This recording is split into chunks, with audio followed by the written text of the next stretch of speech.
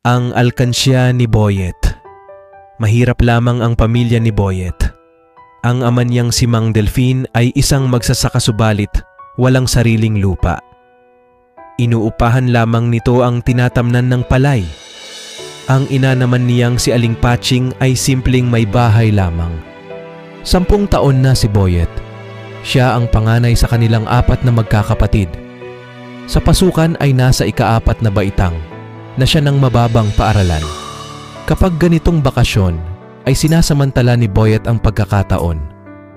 Gumagawa siya ng alkansiyang kawayan. Panahon ng pamumunga ng bungang kahoy sa kanilang bakuran. Dahil maluwang ang kanilang bakuran ay maraming punong namumunga. Pinipitas nila ng kanyang inay ang ay mga bunga at itinitinda iyon sa palengke. Mabili ang kanilang mga tindang prutas.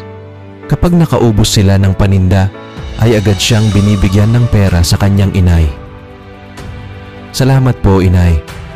Mayroon na naman akong panghulog sa aking alkansiya. Masayang sabi ni Boyet. Hayaan mo anak, bago siguro maubos ang mga bunga ng ating mga puno, ay mapupuno na ang alkansiya mo, sabi ng kanyang inay. Napuno nga ang alkansiya ni Boyet. Masipag kasi siyang mag-ipon.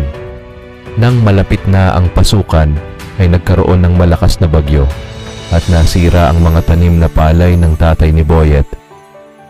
Kakaunti lang ang kanilang inani. Nagkautang ang kanyang itay. Nag-alala naman ang inay ni Boyet. Malapit na ang pasukan at nawala ang inaasahan nilang panggagalingan ng pera.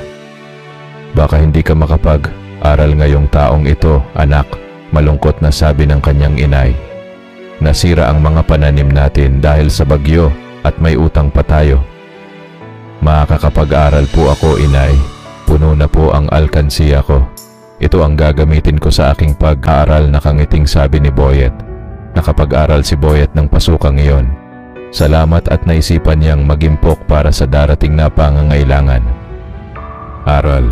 Matutong magimpok upang sa oras ng pangangailangan ay may madudukot. Ang mabuting bata ay karangalan sa magulang